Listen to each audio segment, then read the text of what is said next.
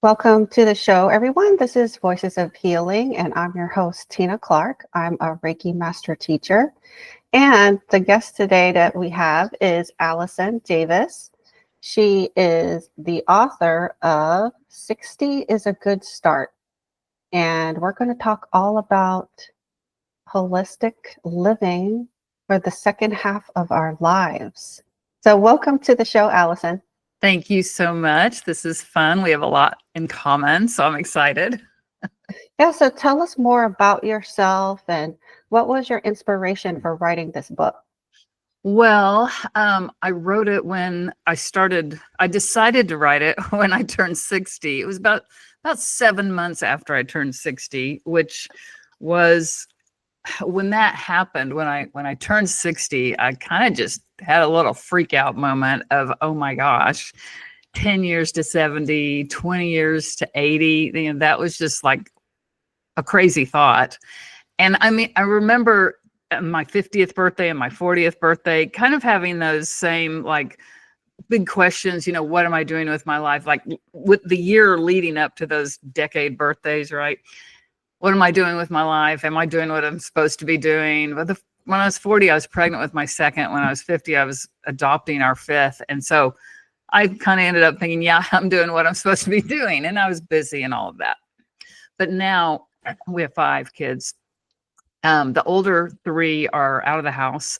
The younger 2, 18 and 15, are very independent. And so now, everything's different, way different than it was for all of those years of parenting and, raising kids. And for someone else, it might be decades of a career, or it might be decades of both. But I think this time period, whether it's 60 like it was for me or 50 to 70, somewhere in there, is a real transformative period for women because they've come out of these decades of whatever they did, any or all of that. And I think you're just like, oh, okay, now what? Like, you're kind of in survival mode. I think a lot of those decades of just, doing the parenting and the careers and the work and all the things everybody does. And, things slow down a little bit. And it's just like, I have time to think and breathe and, what am I doing? And really what it came down to was I was restless.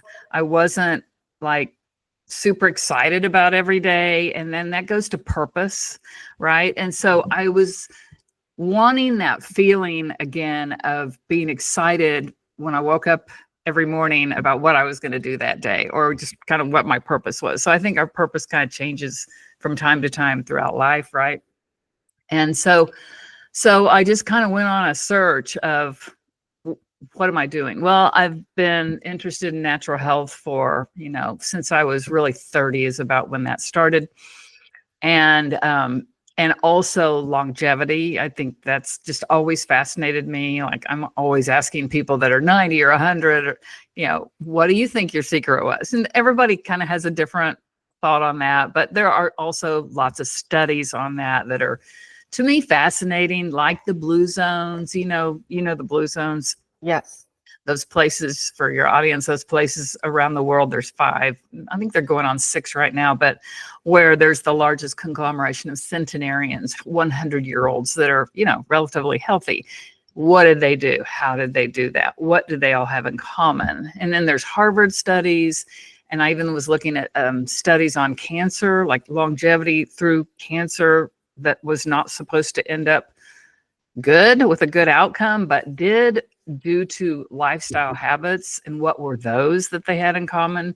So all of those together were, what I was reading about and what I was interested in. And so through that 7 months after I turned 60, I just thought, I'm going to have to say yes to some things just to like look for what is that next thing for me. And so the first thing I did, which this is, I think, really important, was I got into this online Facebook group of a guy named Jesse Itzler, who's a big entrepreneur. His wife does the company Spanx. She started that company, but he's an entrepreneur too.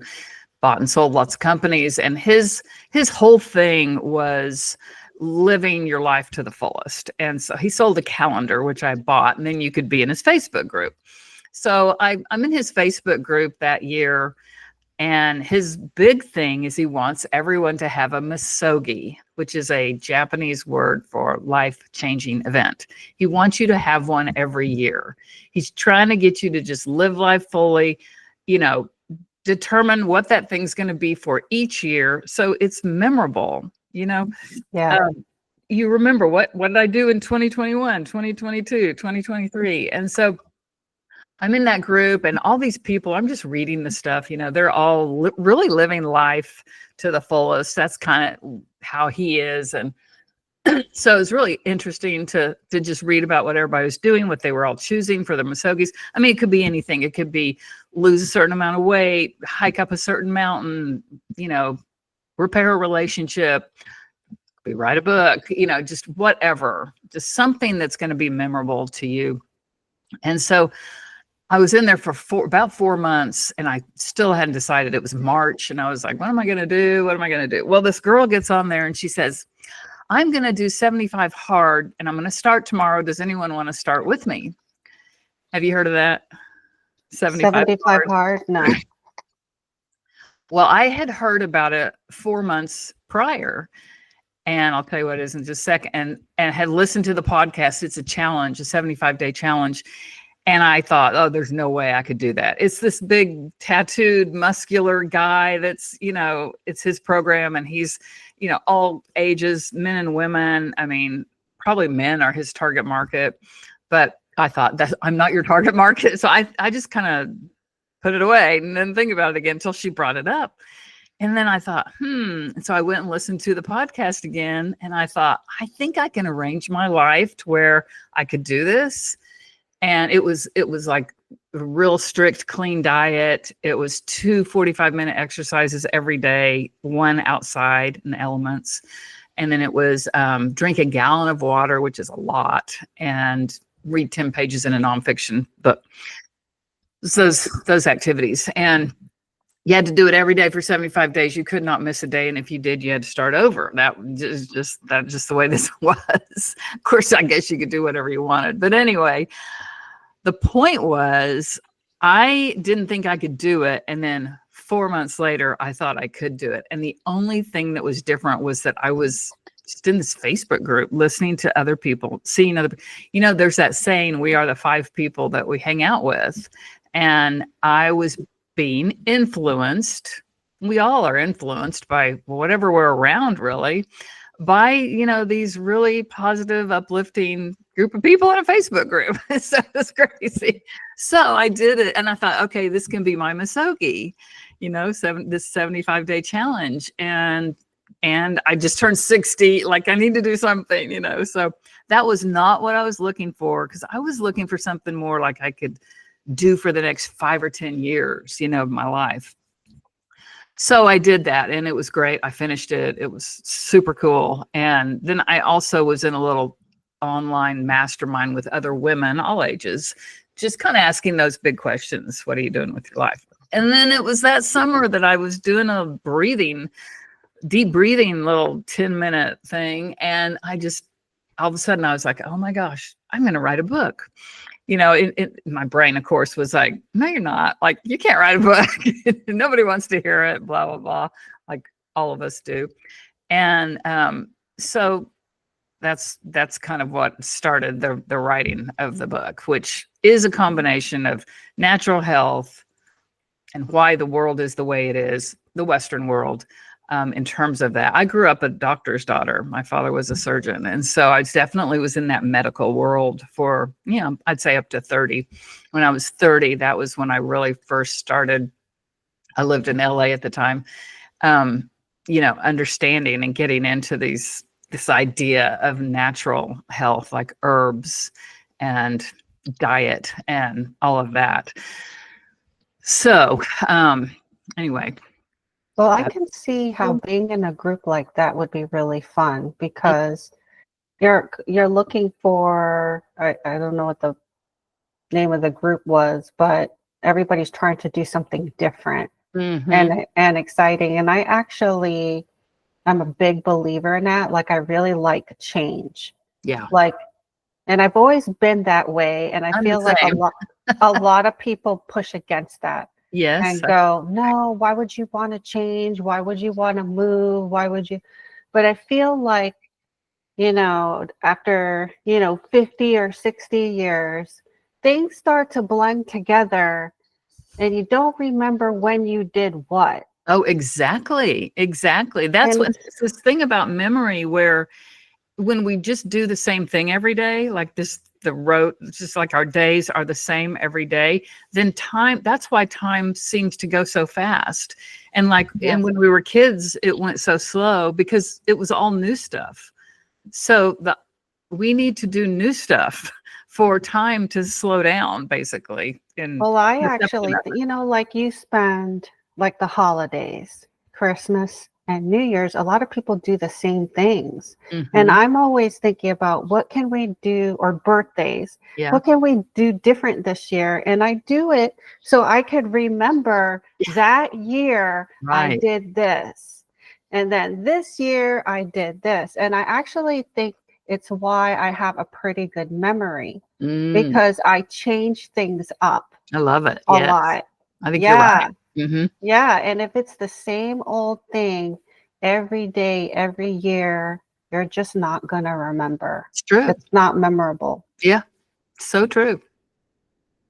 Yeah. So, what are some of the things, you mentioned about, and maybe this was off camera before I started recording, but you said, did you talk to older people and ask them what was their secret to a long life? And what were some of the more interesting answers that you received? I mean, the one that always pops into my mind is our guy that cuts our grass. So I think he's like 93 now. And he's been doing our yard for 20 years. And and he has some people that work for him too. So there are times that there'll be someone else out there, but most times he's out there on his riding lawnmower and, getting in and out of his truck and all of that. And I just went out there one day, and he's been a family friend forever, really. I think it was my parents' friends, but I was just like really just asking him, what is it that keeps you going like this? And he just said, oh, it's the people. He also drives the school bus. I mean, at that age, he's like, it's the people. I love my customers. I love to talk. And he does. He loves to talk to his customers. So every time if you walk out there, and that just goes to purpose. I mean, purpose is huge in those things that are the commonalities. It's what I was looking for, when I decided to write the book. It was a renewed purpose. Probably all the things, and I've got a lot of friends that are about, my age, maybe in their 50s, and are saying the same things. I don't know what I want to do. Everything's just different now. And so I think it's pretty common. But Yeah, that's I think you have to change it up. And hmm it's because we're always changing. hmm And so we're never the same we're not the same as we were yesterday. hmm So what you enjoyed or wanted to do before may not be what you enjoy and want to do now. Yeah. Yeah. Now, I will also say one of my grandparents lived to be 98. And, that means she was born well, that's not what that means, but she was born in 1898. And, when we would go visit her, she was about a 3-hour drive away when I was growing up, when we would go visit her. And, what we ate was like dessert was watermelon, and I vividly remember that was dessert. So I think that kind of just old diet, that our grandparents ate was probably a good thing, better than Yeah, processed food we have today. I think it's a combination of things. I think it's your mindset. Yes, for If sure. if you have a positive, strong mindset, you will live a long time. If you've taken care of your body and your health and you eat right, you Mhm. will tend to live longer. And I think So one of these blue zones is in Japan. Yeah. And Okinawa. I remember watching a docu-series on it, and they said most of them were working or had hobbies Mm-hmm. that they were doing. So you have to figure out what hobbies you Absolutely. enjoy. Absolutely. I talk about that with my group. We have an online group, and that is one of the big things. There's some study that says if you do 45 minutes of art making, so my hobby is needlepoint, but there's a million out there. It lowers your cortisol level. That's the Yeah. stress hormone. So, and we definitely want that lowered. We only need that if a tiger is chasing us. Which it never is. So Right. Right. unless it's our dreams, and even that's not real. Right. Yeah, it's true. It's art. Art's probably something I'm never ever going to stop doing because I've always painted, and since high school, I have a painting I made in high school hanging in my house, I love it. and I never stopped. And people were like, "How did you get this good? How?" And I said, "But I've never stopped taking classes. Yes. Yeah. I've never There's stopped some doing art." there's some statistic. I think I want to say it's 10,000 hours. So when you do something for 10,000 hours, maybe it's an hour a day for 10,000 days, or maybe it's, 8 hours a day for however many that is. But that is really when a person becomes an expert at something. So it takes a while. I mean, it took me with that needlepoint. I did it a few times when I was younger, like my mom and my grandmother got me to do some little thing. And then, but what happened was my mother-in-law was a master needle pointer. I mean, her stuff was just heirloom gorgeous. And she did my first 4 kids' Christmas stockings. And then the 5th one came along, and she just couldn't do it anymore. And I just thought, oh my gosh, I'm going to have to do this. Well, I had done it before a little bit, years before. So I went and, searched out a gorgeous stocking, and I started doing it. And so for I think it was a good 8 years, I would just do a little bit every year. Finally, I was just like, oh my gosh, this child is never going to get this stocking for very long if I don't finish it. So one year, and I believe it was 2020, 2021, somewhere in there, I just did it nonstop, just all the time. Whenever I had a moment, I was working on it. And that made me addicted to it. That was only 4 or 5 years ago. So now it's just what I do. I love it. It's de-stressing. It's something that's heirloom quality that, maybe my kids will want, the stuff I do now and, down the road. But anyway, yeah, they'll want it. I wish I had anything from my grandparents. Right, that they'd made that was beautiful. Yes. Yeah. If I had a painting that my grandmother or I would cherish it and keep it and pass it on. So true. So true. I have a great aunt that did some paintings, and my siblings and I each have one thing. I mean, but it is one of the things that we cherish. I think that's the only grandparent that we have any kind of art from. Well, that's not true. I had a writer grandfather, so I have some. My descendants will have plenty of my paintings. Yeah, well, that's pretty cool. They will love it. Make notes on the back. Yeah, and another thing that I love to do is read, and I read about at least 70 books a year, and it's because I'm constantly reading books. Yeah, that's great. And it's not even for very long. I might have 5 minutes, or I might read at night before I go to bed just to get sleepier. Yeah. But I'm always reading something. Yeah.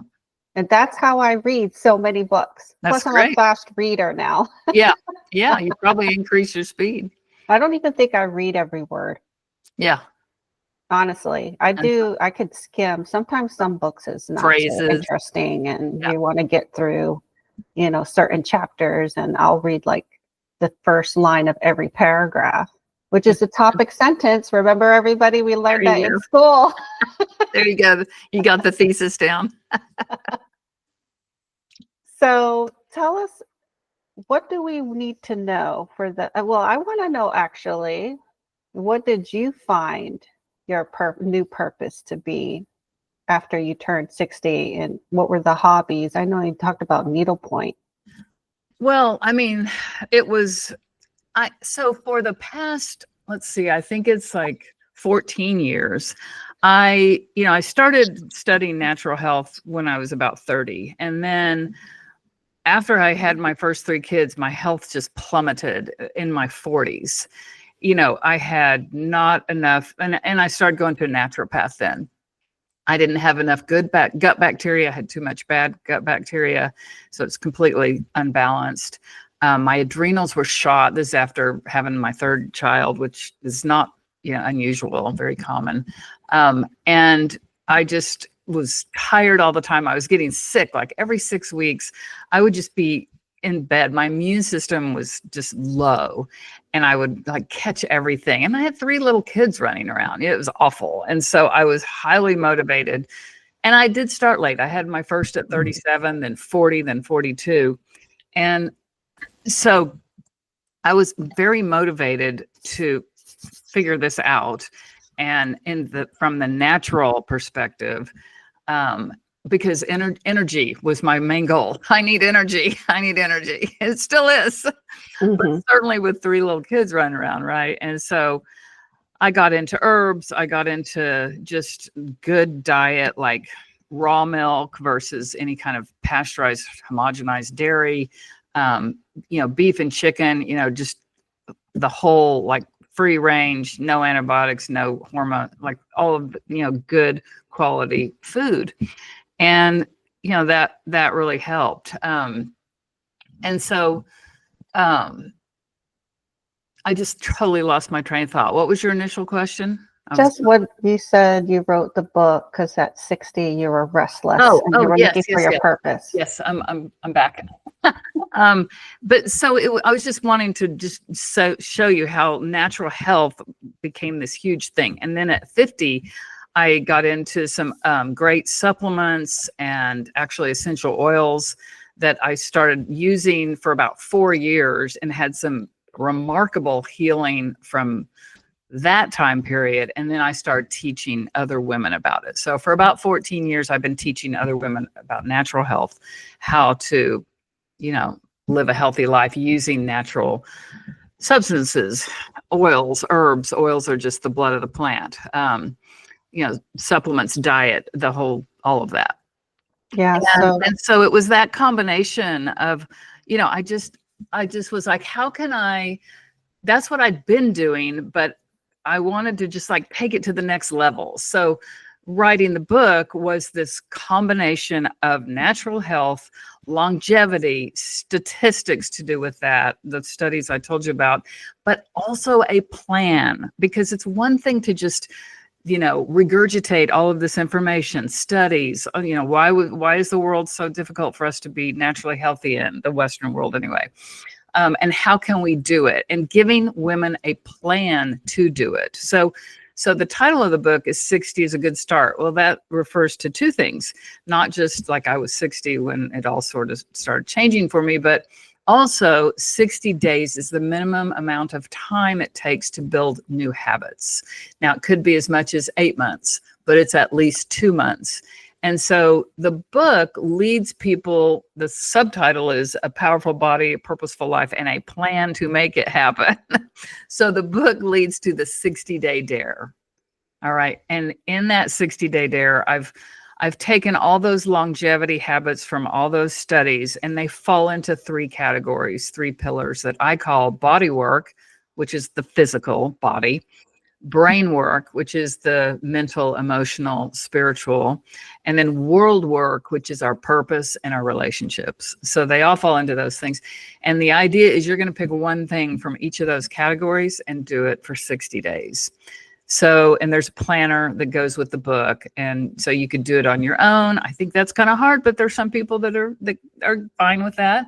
You could do it with your friends, with a group of people. I have an online program where we do it together. In fact, we're in the middle of one right now.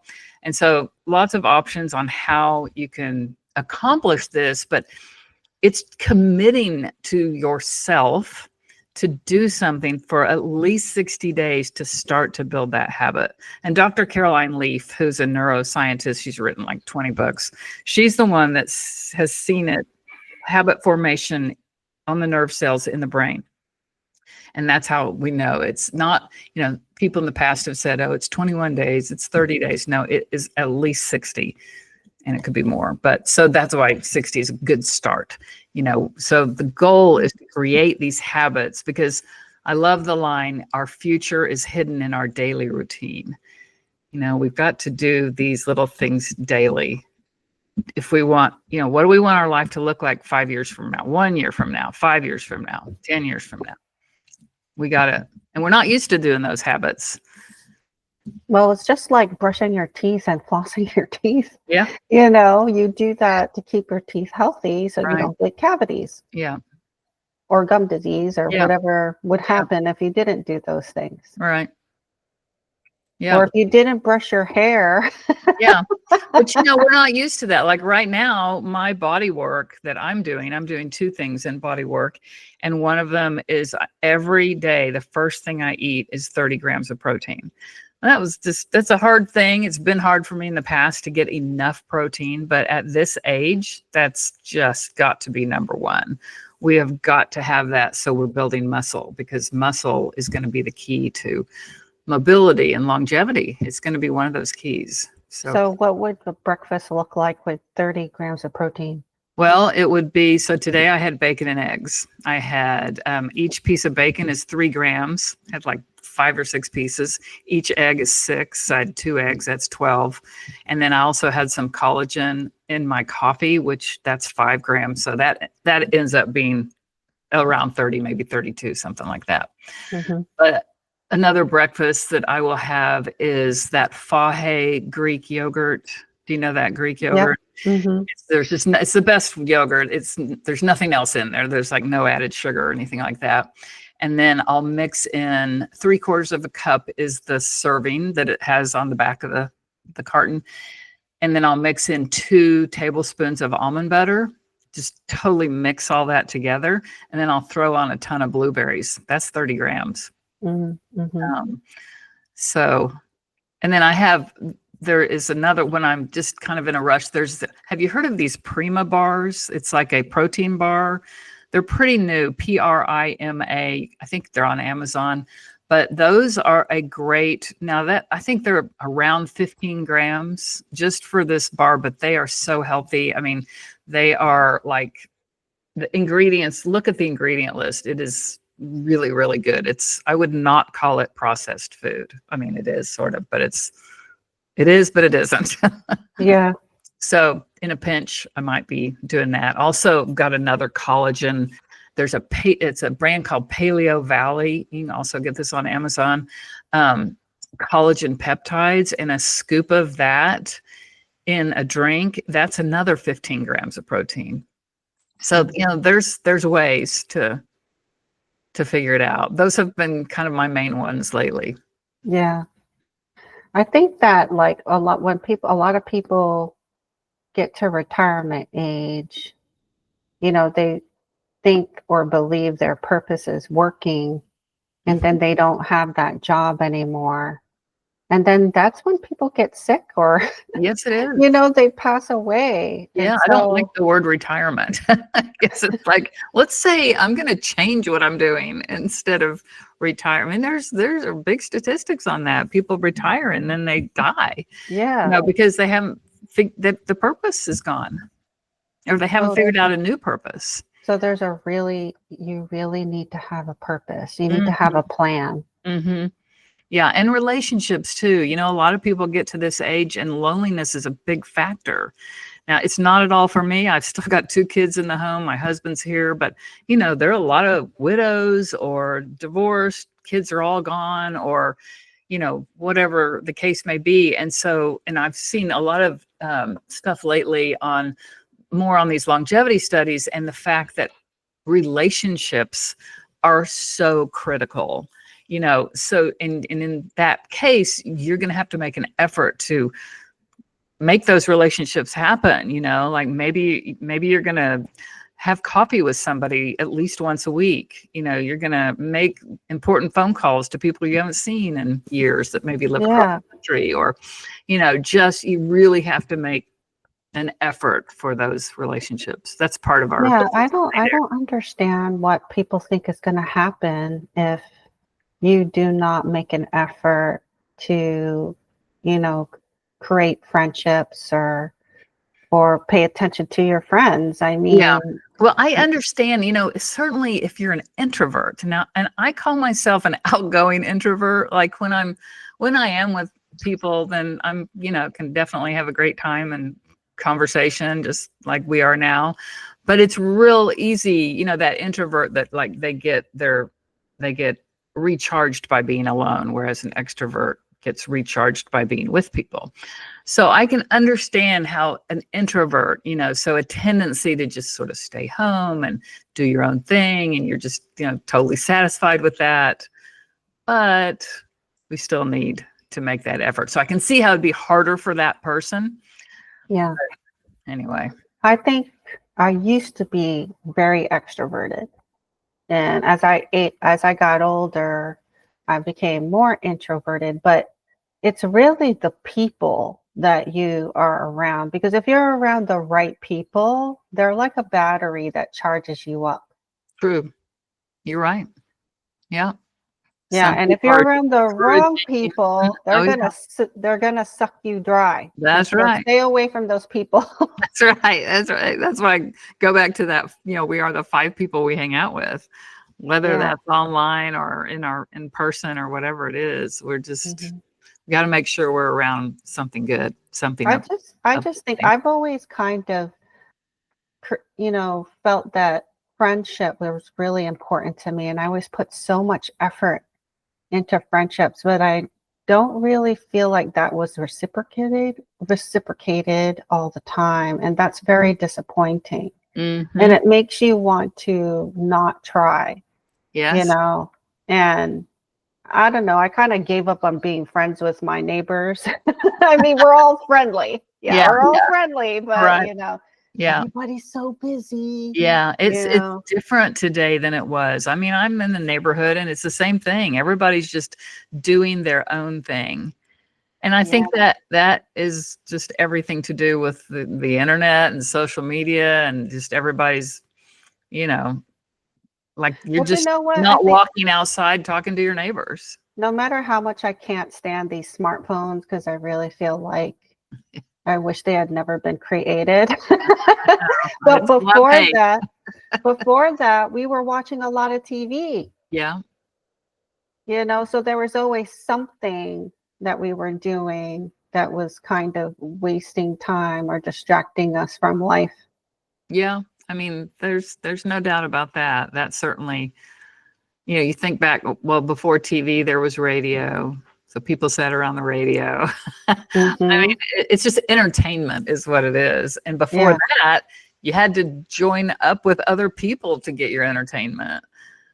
Yeah, You, that's why if you look at the houses built in the 50s and 60s, and I owned one, our very first house was built in 1954. It had a bar in the basement yeah. because people would have parties and Yeah. they would Uh-huh. invite, and that was their entertainment. Yeah, for sure. Not that Ours, I'm our, advocating drinking. no, our house is built in 1939 and there's a bar in the den. Yeah. And so I think same thing. That's what people did much more of.